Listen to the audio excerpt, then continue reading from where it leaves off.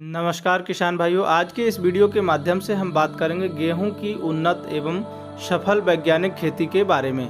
गेहूं की खेती में कौन सी खाद देनी चाहिए, कौन सी दवाई डालना चाहिए, बेसल डोज की मात्रा कब और कितनी देनी चाहिए, और इसके साथ साथ बुआई का उचित समय कौन सा है, और गेहूं में अच्छा उत्पादन कैसे निकाल सकते हैं। हाई उत्पादन निकालने के लिए कौन सी वैरायटी का चुनाव करना चाहिए, इन सभी बिंदुओं को एक एक करके इस वीडियो के माध्यम से आपको बताने वाले हैं। तो यदि आप हमारे चैनल पर नए हैं तो चैनल को सब्सक्राइब जरूर कर लें, और वीडियो यदि आपको पसंद आए तो वीडियो को लाइक करना ना भूलें किसान भाइयों। तो चलिए शुरुआत करते हैं वीडियो की, और सबसे पहले बात करते हैं लगाने का, बोने का उचित समय के बारे में। तो गेहूं की यदि आप बुआई कर रहे हैं तो इसकी बुआई का जो सबसे अच्छा समय है वो आपको ध्यान रखना चाहिए कि किस समय यदि हम बुआई करेंगे तो उत्पादन हमें अच्छा मिलेगा। तो 25 अक्टूबर से लेके 25 नवंबर तक यदि आप बुआई करते हैं तो सबसे अच्छा समय माना जाता है। बाकी आप 10 से 20 नवंबर तक बुआई कर देते हैं तब भी अच्छा उत्पादन निकाल सकते हैं। लेकिन हम इस साल देख रहे हैं कि हमारी जो धान की फसल है, खरीफ की जो फसलें हैं, वो लेट हार्वेस्ट हो रही हैं। अभी हमारे किसान भाई नवंबर के महीने में धान की कटाई कर रहे हैं, हार्वेस्टिंग हो रही है। तो इस कंडीशन में फिर आपकी जो बुआई है वो लास्ट नवंबर तक कर सकते हैं और दिसंबर के पहले सप्ताह तक कर सकते हैं लेट सोइंग वैरायटियों को लगाकर किसान भाइयों। तो इस तरीके से आप अच्छा उत्पादन ले सकते हैं लेट सोइंग वैरायटियों को लगाकर। इसके बाद बात करते हैं बेसल डोज की। किसी भी फसल के लिए बेसल डोज सबसे महत्वपूर्ण होता है, क्योंकि यह फसल की दशा और दिशा दोनों बदल देता है। यदि आपने बेसल डोज की पूर्ति की है फसलों में, तो इसलिए आपको बेसल डोज की पूर्ति करना बहुत ज़रूरी है किसान भाइयों। तो बुआई के समय आपको इन खादों को डालना है, मिलाना है। जैसे नंबर 1 पर है सिंगल सुपर फास्फेट और यूरिया खाद, डीएपी खाद, जिंक खाद। इनको तो आपको देना ही है। इनके अलावा भी आपको कुछ खादें हैं जैसे पोटेशियम, सल्फर और बोरॉन, इनकी भी आपको पूर्ति करना है। क्योंकि यदि आप पोटेशियम की पूर्ति करते हैं, बोरॉन की पूर्ति करते हैं, तो दानों में जो चमक और साइज है वो बहुत अच्छा होता है किसान भाइयों। इसलिए आपको इनके साथ साथ इनकी भी पूर्ति करना है। बेसल डोज में आपको सिंगल सुपर फास्फेट लेना है दानेदार 50 किलोग्राम। इससे आपको सल्फर 11%, कैल्शियम 19% और फास्फोरस 16%, इनकी पूर्ति भी फसलों को हो जाती है। इसके साथ आपको लेना है डीएपी खाद 50 किलोग्राम। इसमें नाइट्रोजन 18% होता है और फास्फोरस 46% होता है, तो इसकी पूर्ति करना है। इसके अलावा म्यूरेट ऑफ पोटास लेना है आपको 35 किलोग्राम, इसकी मात्रा लगेगी, और 60% वाली आपको म्यूरेट ऑफ पोटास लेनी है किसान भाइयों। और इसके साथ साथ आपको जब गर्म हवाएं चलती हैं, तेज़ हवाएं चलती हैं, बीमारियों से लड़ने के लिए आपको सल्फर का प्रयोग करना चाहिए। इसके लिए आपको बेंटोनाइट सल्फर बाज़ार में आती है, उसकी 5 किलोग्राम मात्रा 1 एकड़ में मिलाना चाहिए किसान भाइयों। 5 किलोग्राम मात्रा पर्याप्त होती है। सल्फर एक बीमारियों और गर्म हवाओं के प्रति पौधे को बचाने का काम करता है, इसलिए आप बेंटोनाइट सल्फर को ज़रूर मिलाएं। और इसके साथ डीएपी और एसएसपी को मिलाकर आप प्रयोग कर सकते हैं, क्योंकि डीएपी डालेंगे उसमें आपको फास्फोरस मिलेगा और सिंगल सुपर फास्फेट से भी फास्फोरस मिलता है किसान भाइयों। कई जगह खादों की मारामारी होती है इस सीज़न में, किसान भाइयों को डीएपी नहीं मिलती है, तो परेशान होने की आवश्यकता नहीं है। उसकी जगह आप सिंगल सुपर फास्फेट का प्रयोग कर सकते हैं किसान भाइयों। सिंगल सुपर फास्फेट से भी अच्छा रिजल्ट मिलता है, पौधे की अच्छी ग्रोथ होती है, और इससे आप पूर्ति कर सकते हैं फास्फोरस की। और यदि आपके खेत में दीमक की समस्या है, वाइट ग्रब की समस्या है, क्योंकि हमने पिछले साल देखा था कि हमारे खेत में दीमक की समस्या आ गई थी, तो उसकी वजह से जो हमारी फसल है उसमें काफ़ी ज़्यादा नुकसान हो गया था। इसलिए आपको दीमक की समस्या है यदि आपके खेत में, तो आप पौधे की जड़ों को उखाड़ कर देखेंगे कि उसमें आपको दीमक दिख जाएगी किसान भाई, जैसा आप वीडियो में देख रहे होंगे। इसके अलावा आपको खेत जब आप देखेंगे तो ऐसा जला हुआ ऊपर से दिखाई देगा, तो आप समझ सकते हैं कि दीमक का प्रकोप है हमारे खेत में। और इसको कंट्रोल करने के लिए यदि आपके खेत में दीमक और वाइट ग्रब की समस्या है तो इनको कंट्रोल करने के लिए आपको रीजेंट अल्ट्रा के नाम से मार्केट में आती है, इसकी आप 2 से 3 किलोग्राम मात्रा बुआई के समय देने से दीमक की समस्या आप कंट्रोल कर सकते हैं किसान भाइयों। अब बात करते हैं अगले टॉपिक की, उन्नतशील किस्मों के बारे में। तो गेहूं की सबसे बेस्ट किस्में जो सबसे अच्छा उत्पादन देने वाली हैं, तो हम ऐसे ही 5 से 7 किस्मों के बारे में आपको बताने वाले हैं किसान भाइयों। जो रिकॉर्ड तोड़ उत्पादन अभी तक देखा गया है इन वैरायटियों का, तो आपको अपने क्षेत्र, जलवायु और मौसम के अनुसार ही किस्मों का चुनाव करना चाहिए। जो आपके क्षेत्र में सबसे अच्छा उत्पादन देती हैं उन किस्मों का आपको चुनाव करना चाहिए। नंबर 1 पर है श्रीराम सुपर 303 वैरायटी। यह लगभग 135 दिन में तैयार हो जाती है और 1 एकड़ में 22 से 28 क्विंटल तक उत्पादन देखने को मिलता है किसान भाइयों। दूसरे नंबर पर है DBW 187 कर्णवंदना के नाम से आती है। 1 एकड़ में 25 से 27 क्विंटल उत्पादन मिलता है और फसल तैयार हो जाती है 140 से 150 दिन में। और इसके अलावा हमारी जो अगली तीसरी वैरायटी है वो है HI 8759 पूसा तेजस के नाम से आती है। यह मध्य प्रदेश और छत्तीसगढ़ के किसानों के लिए सबसे बेस्ट वैरायटी है। यह 130 से 35 दिन में तैयार हो जाती है और 30+ क्विंटल उत्पादन इसका देखा गया है। बाजार में बेचने के लिए सबसे बेस्ट वैरायटी है पूसा तेजस किसान भाइयों। इसके अलावा DBW 303 कर्ण वैष्णवी के नाम से आती है, 155 दिन में तैयार हो जाती है। 1 एकड़ में 28 से 33 क्विंटल उत्पादन मिल जाता है। DBW 303 वैरायटी भी मध्यम होती है और गिरने की समस्या नहीं होती है, इसलिए अच्छी होती है। इसके अलावा हमारी एक पुरानी वैरायटी है WH 1270। यह पुरानी वैरायटी है लेकिन पिछले साल इस वैरायटी का जो उत्पादन है वो अच्छा देखा गया था। 35 क्विंटल तक इस वैरायटी का उत्पादन देखा था किसान भाइयों।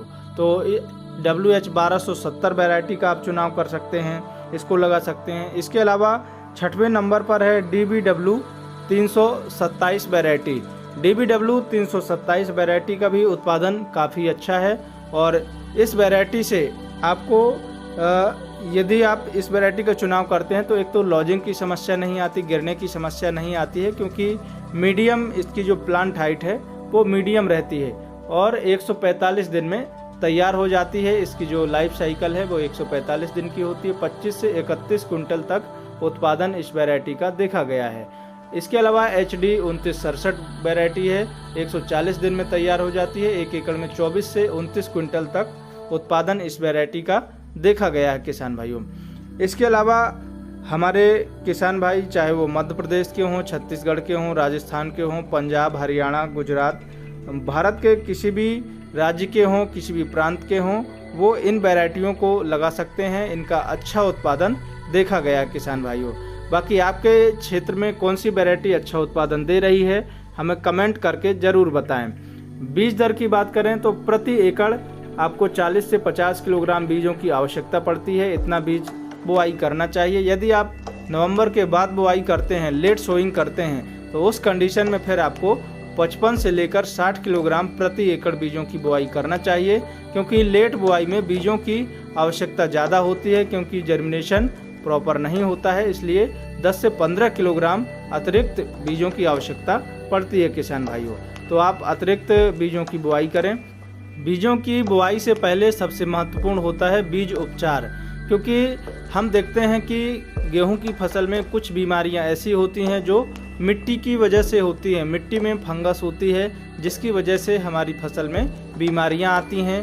तो सॉइल बॉर्न जो डिसीज हैं उनको हम कंट्रोल कर सकते हैं बीज उपचार करके। इसके अलावा सीड बॉर्न जो डिसीज होती हैं उनको भी कंट्रोल कर सकते हैं। तो इसलिए बीज उपचार करना बहुत ज़रूरी है किसान भाइयों। और बीज उपचार ऐसे वैसे फंजीसाइड से नहीं, बल्कि आप अच्छे फंजीसाइड से उपचार करें। किसी अच्छी कंपनी का जो फंजीसाइड है उससे आप उपचार करें। 1 एकड़ में ज़्यादा खर्च नहीं आता है, 200 से 300 रुपये का खर्च ही आपको आता है लगभग 1 एकड़ में जो बीजों की मात्रा लगती है उसमें। तो इसलिए आपको बीज उपचार ज़रूर करना चाहिए। और बीज उपचार करने के लिए यदि हम बात करें सबसे अच्छी जो मार्केट में दवाइयाँ आती हैं उनकी, तो नंबर 1 पर जो दवाई है वो है जिसमें 3 सॉल्वेंट हैं, 3 केमिकल हैं। UPL की आप इलेक्ट्रॉन इसका आप उपयोग कर सकते हैं। और इसकी 2 ml प्रति किलोग्राम बीजों को आप उपचार कर सकते हैं। बीजों के ऊपर छिड़क दीजिए और फिर आप ठीक तरीके से मिलाइए, फिर 40 मिनट तक छांव में सुखाइए, फिर आपको बीजों की बुआई करना चाहिए। इसके अलावा दूसरी है हमारी सिंजेंटा कंपनी की वाइब्रेंट इंटीग्रल के नाम से आती है, आप इसका भी उपयोग कर सकते हैं। इसका भी अच्छा रिजल्ट देखा गया है। 1 ml 1 किलोग्राम बीजों को उपचारित करना है वाइब्रेंट इंटीग्रल से, और ये भी सबसे अच्छा फंजीसाइड है, इससे आप बीज उपचार कर सकते हैं किसान भाइयों। तो बीज उपचार करके ही बीजों की आपको बुआई करना चाहिए। इसके बाद हम बात करते हैं बुआई की विधि के बारे में। तो गेहूं की बुआई हमारे किसान भाइयों को सीड ड्रिल मेथड से ही करनी चाहिए। और सीड ड्रिल मेथड से यदि आप बुआई करते हैं तो इसके लिए लाइन से लाइन की दूरी 15 से 18 सेंटीमीटर रखनी चाहिए, और पौधे से पौधे की दूरी 3 से 4 सेंटीमीटर रखनी चाहिए। और जो बीजों की बुआई है वो लगभग 6 से 7 सेंटीमीटर की गहराई पे करना चाहिए किसान भाइयों। तो ये उचित दूरी होती है, इस पर आपको बीजों की बुआई करना चाहिए। और कुछ किसान भाई हमारे अधिक फुटाव के लिए जो पौधे से पौधे की दूरी है उसको थोड़ा सा बढ़ा भी सकते हैं। इसके बाद हम बात करते हैं सिंचाइयों की। तो गेहूं की फसल में यदि हम इरिगेशन की बात करें तो आपको सही स्टेज पर सिंचाई करना है, और यदि आपके पास पानी कम है तो आपको ध्यान रखना है कि कौन कौन सी स्टेज में हमें पानी देना चाहिए। और यदि आपके पास पानी की सुविधा पर्याप्त है, पर्याप्त मात्रा में पानी है, तो फिर आप फ्लड इरिगेशन से सिंचाई कर सकते हैं और पानी दे सकते हैं किसान भाइयों। लेकिन सबसे पहले हमें ध्यान रखना है कि गेहूं की जो स्टेज हैं जिनमें हमें पानी देना ही देना है उनका विशेष ध्यान रखना चाहिए। तो गेहूं की बुआई यदि आप पलेवा करके फिर करते हैं तो आपको थोड़ा सा लेट सिंचाई कर देंगे, 28 दिन के आसपास कर देंगे, तब भी कोई दिक्कत नहीं है। यदि आपने पलेवा नहीं किया है तो जो इसकी पहली सिंचाई है वो 21 दिन में करना चाहिए। क्राउन रूट इनिशिएशन स्टेज कहते हैं इसको। यदि आपने पलेवा लगाकर बुआई की है तो 28 दिन में आपको सिंचाई करना चाहिए किसान भाइयों। इसके अलावा यदि हम बात करें कि दूसरी सिंचाई कब करना चाहिए, तो गेहूं की फसल जब लगभग बुआई से 40 दिन के आसपास की हो जाती है तब हमें दूसरी सिंचाई करना चाहिए। पहली सिंचाई का आपको विशेष ध्यान रखना चाहिए क्योंकि क्राउन रूट उस समय निकल रहे होते हैं। और तीसरी सिंचाई 70 से 80 दिन के आसपास की जब फसल होती है तब हमें करना चाहिए। इसके अलावा निर्भर करता है कि आपकी खेत की मिट्टी कैसी है। यदि आपकी मिट्टी हल्की है तो उसकी वाटर होल्डिंग कैपेसिटी कम होती है, इसलिए आपको थोड़ा सा जल्दी सिंचाई करनी पड़ेगी। तो आप देख लीजिए आपके खेत की मिट्टी कैसी है, उस हिसाब से सिंचाई देना चाहिए। बात करते हैं खरपतवार नियंत्रण के ऊपर। तो गेहूं की फसल में बहुत सारे सकरी और चौड़ी पत्ती वाले खरपतवार उगते हैं, जैसे गेहूं का मामा, जंगली जौ, छोटी दूधी, बड़ी दूधी, मकड़ा घास और चौलाई। इसके अलावा चिरपोटा, कृष्णनील, कुलकिया, सफ़ेद मूर्ख, इनकी समस्या देखने को मिलती है। तो चौड़ी और सकरी पत्ती वाले जो खरपतवार हैं उनके कंट्रोल के लिए आपको ऐसा कॉम्बिनेशन उपयोग करना पड़ेगा जिससे दोनों को आप कंट्रोल कर सकें। यदि हल्की फुल्की खरपतवारों की समस्या है तो उस कंडीशन में फिर आपको किसी भी रासायनिक का उपयोग नहीं करना चाहिए, बल्कि आपको निराई गुड़ाई करके ही खरपतवारों को निकाल देना चाहिए किसान भाइयों। यदि आपके खेत में खरपतवारों की समस्या ज़्यादा है और स्प्रे करना ज़रूरी है तो ही आप स्प्रे करें। स्प्रे करने से पहले आपको खेत में सिंचाई करनी है, प्रॉपर मात्रा में नमी बना देनी चाहिए और उसके बाद फिर स्प्रे करना है। इसके लिए आपको क्लेडिनोफॉप प्रॉपर जाइल आपको लेना है 15% और इसके साथ मेटासल्फ्यूरान मिथाइल 1% वाली 200 लीटर पानी में 160 ग्राम मात्रा घोलना है ठीक तरीके से और उसके बाद स्प्रे करना है। इसके अलावा सल्फोसल्फ्यूरान 75% प्लस मेटासल्फ्यूरान 5%, ये मात्र 16 ग्राम लेना है 1 एकड़ के लिए और 200 लीटर पानी में घोलकर स्प्रे करना है किसान भाइयों। अब हमारे पंजाब के और हरियाणा के किसानों ने क्या किया कि सल्फोसल्फ्यूरान की मात्रा इतनी ज़्यादा खेतों में दे दी कि वहाँ पर जो खरपतवार हैं वो सल्फोसल्फ्यूरान को उपयोग करने से कंट्रोल ही नहीं हो रहे हैं। तो इसलिए आपको रासायनिक दवाइयों का कम से कम प्रयोग करना चाहिए। निराई गुड़ाई करके ही आपको कंट्रोल करना चाहिए, कोशिश यही करें। इसके अलावा आप एक 200 लीटर का बैग ड्रम लीजिए, उसमें आप ठीक तरीके से दवाई को मिक्स करिए। मिक्स करने के बाद फिर आप स्प्रे कीजिए किसान भाइयों, क्योंकि दवाई का स्प्रे तभी करें जब प्रॉपर मात्रा में पानी में मिल जाए और फिर स्प्रे कर दीजिए। और इसके अलावा आपको सिंचाई का विशेष ध्यान रखना, सिंचाई करने के बाद ही आपको स्प्रे करना है, उससे फसल में झटका नहीं आता है और फसल कमज़ोर नहीं पड़ती है। यदि सिंचाई नहीं करते हैं तो फसल में झटका आता है, कवर करने में समय लग जाता है किसान भाइयों। इसके बाद हम बात करते हैं अगले टॉपिक की और जानते हैं कि गेहूं की फसल में यदि हम सही समय पर लॉजिंग की समस्या है या तेज़ हवाएं जब चलती हैं, फसल की जब हाइट हो जाती है तो गिरने की समस्या आती है। तो गिरने की समस्या को हम कैसे कंट्रोल कर सकते हैं और कैसे इससे निजात पा सकते हैं, क्योंकि यदि हमारी फसल गिर जाती है तो जो दानों की क्वालिटी है वो ख़राब हो जाती है, दाने हमारे काले पड़ने लगते हैं, जिससे बाज़ार में बेचने में हमें बाज़ार भाव कम मिलते हैं। तो इसलिए यदि आपके खेत में फसल की हाइट ज़्यादा हो गई है और गिरने की समस्या है, उस कंडीशन में आपको लिहोसिन या फिर चमत्कार, इन दोनों में से कोई एक, पहला स्प्रे 55 दिन में, दूसरा स्प्रे 85 दिन में 15 ml 15 लीटर पानी में घोलकर स्प्रे करना चाहिए किसान भाइयों। बात करते हैं अगले टॉपिक की, स्प्रे शेड्यूल के बारे में। वैसे तो गेहूं की फसल में ज़्यादा स्प्रे की आवश्यकता नहीं होती है, क्योंकि कीट बीमारियां कम ही आते हैं गेहूं की फसल में अन्य फसलों की तुलना में। फिर भी पीली गेरुई, भूरी गेरुई और कंडुआ रोग, इनकी समस्या देखने को मिलती है। और इसके अलावा कई बार हमने देखा है कि सुंडी की भी समस्या देखने को मिलती है, इल्ली की समस्या देखने को मिलती है और सकिंग पेस्ट की समस्या देखने को मिलती है। तो इनको कंट्रोल करना समय रहते बहुत ज़रूरी है। तो जब आपकी फसल बुआई से लगभग 40 से 65 दिन के बीच की हो, तब आपको इसके कंट्रोल के लिए आपको टेबुकोनाजोल 200 ml और NPK 19-19 1 किलोग्राम, बायर की शोलेमन 100 ml 100 लीटर पानी में घोलकर स्प्रे कर देना है। इससे भूरा रतुआ, काला रतुआ और रस चूसक कीटों का जो कंट्रोल है वो हो जाता है किसान भाइयों। तो आप इनका स्प्रे कर सकते हैं। इसके अलावा गेहूं की फसल में ज़्यादा स्प्रे की आवश्यकता पड़ती नहीं है किसान भाइयों, और फसल की प्रॉपर मॉनिटरिंग करें, देखते रहें और जब आवश्यकता हो तभी आपको स्प्रे शेड्यूल अपनाना चाहिए किसान भाइयों, अन्यथा नहीं। इसके बाद बात करते हैं गेहूं की फसल में खाद के शेड्यूल के बारे में। तो खाद का शेड्यूल सबसे महत्वपूर्ण होता है। गेहूं की खाद में सिर्फ आपको 2 खाद के शेड्यूल अपनाने हैं, 2 बार ही खाद देना चाहिए। और इसके लिए आपकी जब गेहूं की फसल बुआई से लगभग 26 से 28 दिन के आसपास की होती है, तब पहली खाद देना चाहिए।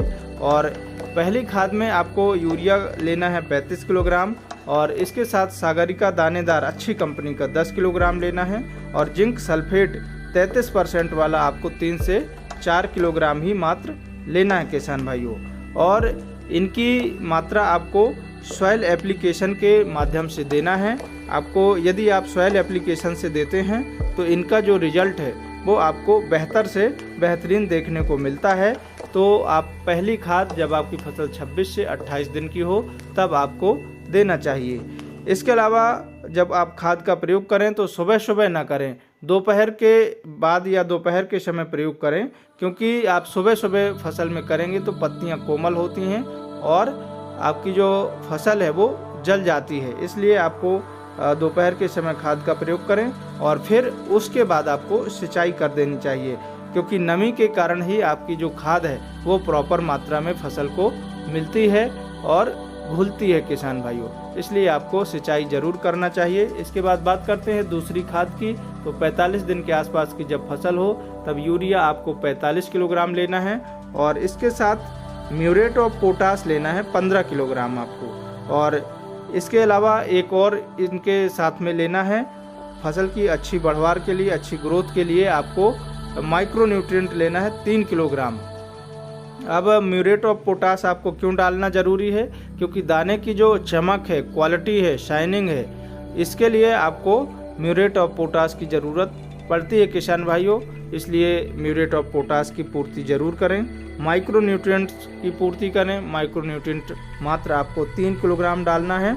और जब आपकी फसल में बालियां निकल रही हों उस समय यदि आप म्यूरेट ऑफ पोटाश का उपयोग करते हैं तब आपका जो रिजल्ट है वो बहुत शानदार देखने को मिलता है किसान भाइयों। बालियों की जो लंबाई है वो प्रॉपर रहती है, दानों का जो भराव है वो अच्छा होता है।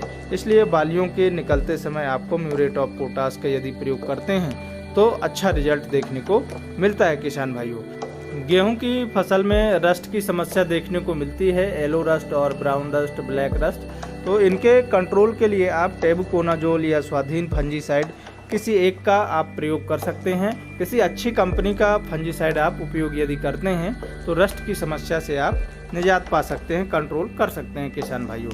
इसके अलावा बात करते हैं अगले टॉपिक की, उत्पादन के बारे में। तो गेहूं की फसल यदि आपकी स्वस्थ है, हरी भरी है, तो आपका जो प्रति एकड़ उत्पादन है वो आपको बहुत अच्छा देखने को मिलने वाला है।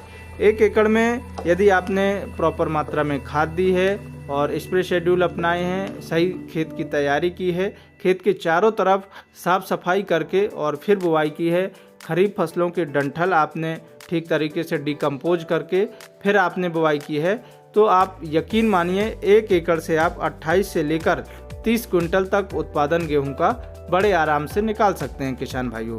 और इसके अलावा बात करें यदि हम लाइफ साइकिल की, तो गेहूं की खेती जो हमारे किसान भाई करते हैं, तो यदि कुछ किसान भाई अर्ली वैरायटी लगाते हैं जिनकी लाइफ साइकिल 120 से 135 दिन के आसपास होती है। कुछ लेट वैरायटियां आती हैं जिनकी लाइफ साइकिल 135 से 140 दिन और 45 दिन तक भी होती है। एक औसत लाइफ साइकिल की यदि हम बात करें तो 135 दिन गेहूं की फसल की लाइफ साइकिल होती है और 28 से 30 क्विंटल उत्पादन मिल जाता है बड़े आराम से। आज के वीडियो में बस इतना ही। मिलते हैं एक और नए वीडियो में नई जानकारी के साथ। तब तक के लिए सभी किसान भाइयों को जय जवान, जय किसान, जय विज्ञान, जय श्री राम। वीडियो यदि आपको पसंद आया हो तो वीडियो को लाइक ज़रूर कर दें और चैनल को सब्सक्राइब करना ना भूलें, जिससे आने वाली वीडियो आपको मिलती रहे किसान भाइयों।